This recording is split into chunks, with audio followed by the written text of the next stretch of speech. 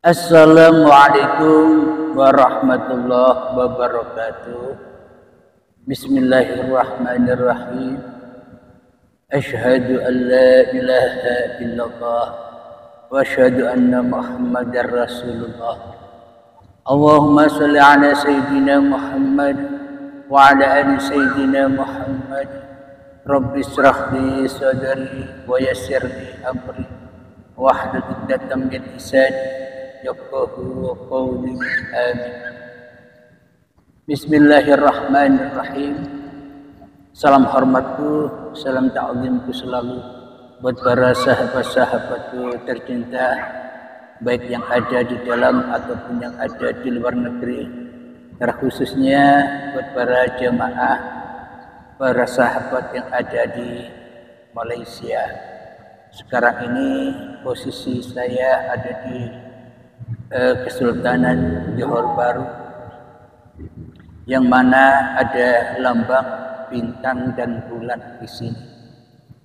Ya, ini bermakna bintang yang menerangi bulan, atau juga simbol dari Sang Maha Pencipta dan yang diciptakannya. Simbol dari asyhadu an la ilaha illallah wa asyhadu anna Muhammadar Rasulullah. Simbol Allah dengan Muhammadnya. Jadi bulan yang diterangi oleh bintang. Bila kita aplikasikan di dalam diri kita, sama halnya bulan dan bintang itu adalah hidup dan badan ini. Hidup sebagai bintangnya yang menerangi badan. Hidup sebagai bintangnya yang menghidupi badan. Tanpa bintang, maka badan takkan pernah ada. Tanpa sinar bintang, maka rembulan pun takkan bisa tersinar. Alhamdulillahirabbil alamin. Logo atau lambang di atas inilah sebagai petunjuk atau sebagai simbol esanya Allah dengan Muhammadnya. Esanya hidup dengan badan. Bila manusia belum bisa mengesahkan Tuhannya, maka manusia selalu berada di alam kegelapan. Alam kegelapan apa maknanya? Alam kegelapan kemanusiaannya, misteri kemanusiaannya. Jadi apa gunanya kita mengesahkan Allah atau esa dengan Tuhannya? Supaya apapun yang kita lakukan, itulah sebagai tanda bentuk syariat Tuhan. Jadi tidaklah mungkin manusia bisa bersyariat sendiri, bisa bangun tidur sendiri, bisa duduk sendiri, bisa berdiri sendiri, bisa makan sendiri, bisa minum sendiri, bisa mandi sendiri, bisa sholat sendiri tanpa Allah. Bila menyadari manusia itu ternyata sesungguhnya manusia sejak zaman dahulu, sejak saat di tanah dulu sudah esa, sudah bersama dengan bintangnya, sudah esa dengan hidupnya, sudah esa dengan Tuhannya. Bila Tuhan tak esa dengan manusia, maka takkan terciptalah manusia. Bila Tuhan tak esa dengan manusia, maka takkan terwujudlah manusia. Bila Tuhan tak esa dengan manusia, maka tak akan pernah ada aktivitas atau syariat-syariat manusianya. Maka logo di atas inilah lambang esanya lambang tunggalnya antara Allah dan Muhammad. Ahmad bila mim, Ahmad tanpa mim. Bila Ahmadnya tanpa mim, yakni mim itu bermakna maut. Bila kemanusiaannya sudah mati di dalam kehidupan Tuhannya, itulah yang dimaksud ahad. Jadi bila manusia sudah ahad dengan Tuhannya, disitulah agama yang dimaksud oleh Sang Pencipta. Jadi agama apapun Anda sekarang ini, janganlah bimbang dan janganlah ragu lagi. Apapun posisi Anda, apapun keadaan Anda, tetap maju terus untuk mengenal Tuhan yang menciptakan diri kita. Memang tujuan agama itu hanyalah tempat untuk kembalinya manusia kepada Tuhannya. Jadi selain manusia kembali kepada Tuhannya bukan tujuan.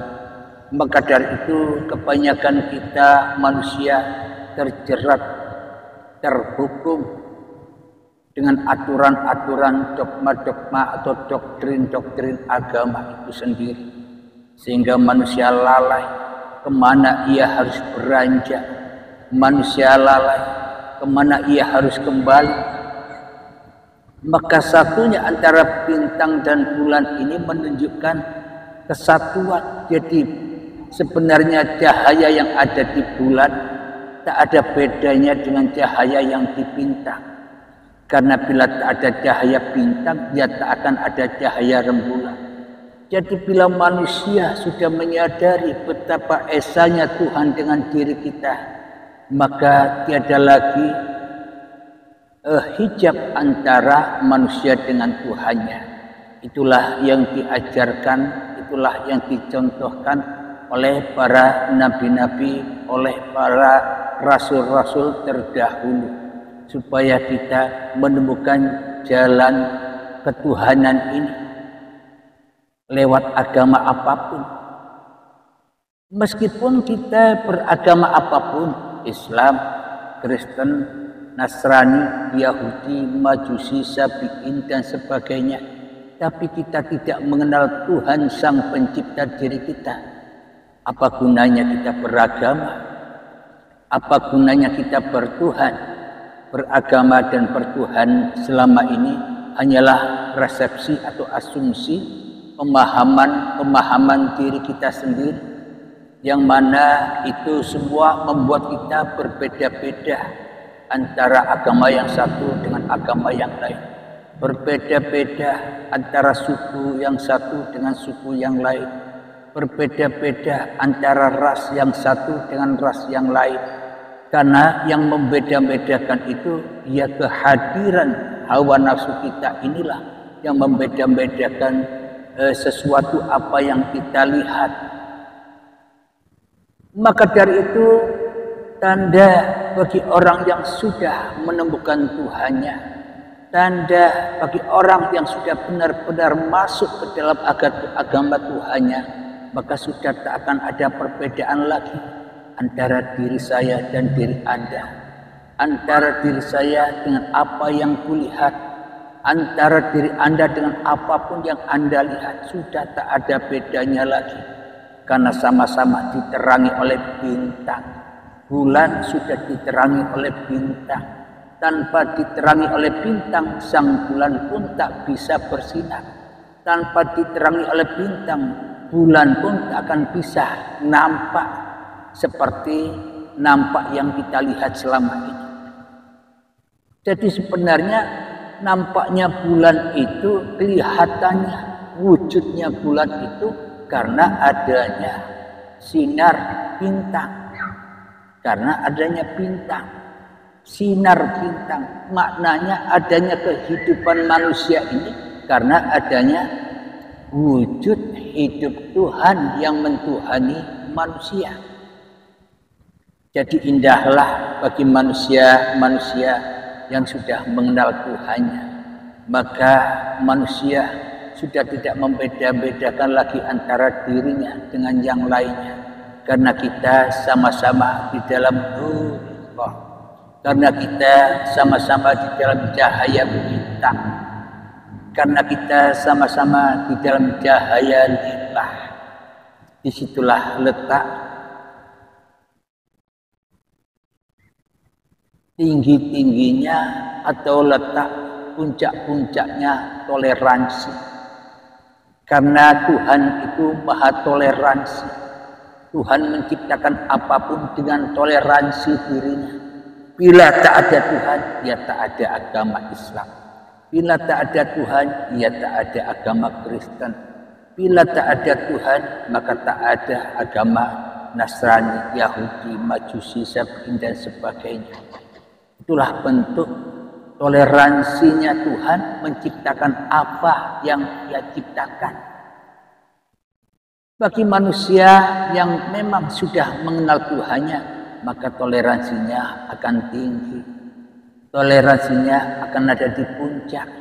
Maka meskipun ia dihujat, meskipun ia direndahkan, meskipun ia dikafir-kafirkan, meskipun ia dimurtad-murtadkan, meskipun ia disesatkan, maka ia tetap enjoy saja. Karena ia sudah tahu bahwa semuanya ini adalah pagelaran Tuhan. Puji-pujian pagelaran Tuhan, maki-makian pagelaran Tuhan. Jadi menyerahlah, berpasrah dirilah kepada Tuhanmu agar engkau mendapatkan keindahan kehidupan ini, agar kita mendapatkan kebahagiaan di dalam kehidupan ini. Inilah yang dimaksud surga itu. Ketika manusia sudah kembali kepada Tuhannya, ya itulah surga. Ketika manusia sudah kembali kepada Tuhannya, ya itulah yang dimaksud pahala. Jadi percumalah kita berharap-harap pahala.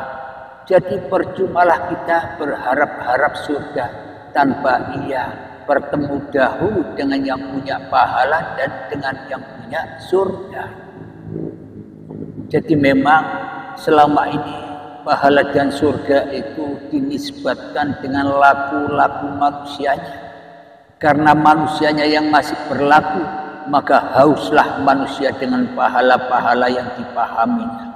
Dengan amal ibadahnya lah, maka manusia merasa dirinya sebagai ahli surga. Padahal dengan sholat dan ibadahnya, manusia masih berada di dalam neraka wail. Fawailul lil musallin, celakalah bagi orang yang sholat, atau neraka welah tempatnya orang-orang yang sholat. Kenapa kok celaka? Orang sholat kok masih terancam celaka, orang sholat kok masuk neraka wailut. Karena alladzina hum an sholatihim sahun, karena di dalam sholatnya ia lalai dari kembali kepada Allah. Karena di dalam ibadahnya ia lalai melimpahkan kembali apa yang dilakukannya, bahwa semua apa yang dilakukan itu adalah kuasa kehendak Tuhan saja. Bila kita memahami bahwa apapun yang kita lakukan hanyalah kehendak kuasa Tuhan saja, bagaimana mungkin kita bisa mengharap-harap dengan hasil apa yang tidak pernah kita kerjakan? Sholat tidak pernah kita kerjakan, ibadah tidak pernah kita kerjakan tanpa Allah. Berarti kalau begitu, bila sholat yang sholat Allah, itu kepahaman kebanyakan manusia. Masa Allah nyembah Allah? Maka dari itu cara memahaminya, kalau yang sholat Allah maknanya itulah kekuasaan Allah, bukti kuasa dan bukti kebesaran Allah, bukan Allah nyembah Allah seperti kepahaman yang kita sangka-sangkakan selama ini. Jadi yang dimaksud sholat kepada Allah itu segala aktivitas yang berlaku atas diri kita ini semuanya berakhir kepada kuasa dan daya upaya Tuhan saja yang ada. Sama halnya, contohnya logikanya begini. Ketika kita sedang makan, berarti kita nyembah makan. Bukan begitu maknanya. Ketika kita makan memang kita diperjalankan untuk makan. Jadi bukan bermakna nyembah makan, tapi memang kita dipergerakkan untuk makan. Agar kita mudah memahami, kalau hidup ini Allah berarti aku Allah. Nah, bagaimana mungkin kita tahu Allah bila kita yang masih wujud? Bagaimana mungkin kita kenal Allah bila manusianya yang masih merasa kenal Allah? Mana mungkin kita bisa berjumpa Allah bila manusianya yang masih dijadikan kendaraan untuk berjumpa dengan Allah. Jadi lepaskan seluruh kemanusiaan kita, maka itulah menyembah, itulah mengabdi, itulah menghadap, itulah bertemu, yakni ketika hanya Allah yang ada, la maujudan illallah. Ketika hanya Allah yang ada, la ilaha illallah. Itulah mengabdi, itulah menyembah, itulah mempersembahkan diri kepada Sang Pencipta. Akhirnya bersinarlah apa yang dilakukan oleh manusia. Bersinar dengan apa? Bersinar dengan nur ketuhanannya. Akhirnya otomatis lillahi ta'ala, tanpa kita niatkan apapun, otomatis lillahi ta'ala. Kenapa? Karena hanya Allah yang berperan. Otomatis lillahi ta'ala. Kenapa? Karena hanya Allah yang bisa berbuat. Kenapa? Karena yang wujud ya hanya Allah. Kenapa? Yang hidup ya hanya Allah. Kenapa? Yang kuasa ya hanya Allah. Manusianya enjoy saja. Alhamdulillahirabbil alamin. Semoga dalam kajian ini kita mendapatkan kepahaman sedikit demi sedikit. Kita ulang-ulang lagi kajiannya sehingga dengan diulangnya kita bertambah kepahaman. Yang penting di dalam memahaminya jangan pakai kendaraan hawa nafsu.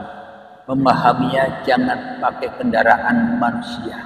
Pakailah keridhaan Tuhan. Kembalikanlah dengan rela dan ridho bahwa semuanya hanya milik Tuhan saja. Dengan itulah kita akan memahami makna kehidupan ini.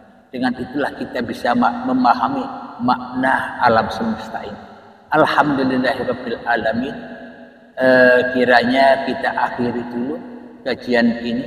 Semoga kita semua senantiasa dilimpahkan kesehatan, dilimpahkan kebahagiaan, dilimpahkan rezekinya, dan semoga kita semua selalu diberikan kedamaian, kebahagiaan, tidak menghujat sana sini, tidak mencemooh sana sini. Kenapa? Karena bulan dan bintang itu satu. Kenapa? Karena kita dan apa yang kita lihat, karena kita dan apa yang kita nilai itu hanya satu. Jangan membeda-bedakan lagi cahayanya. Alhamdulillahirabbil alamin. Akhirul kalam. Assalamualaikum warahmatullahi wabarakatuh.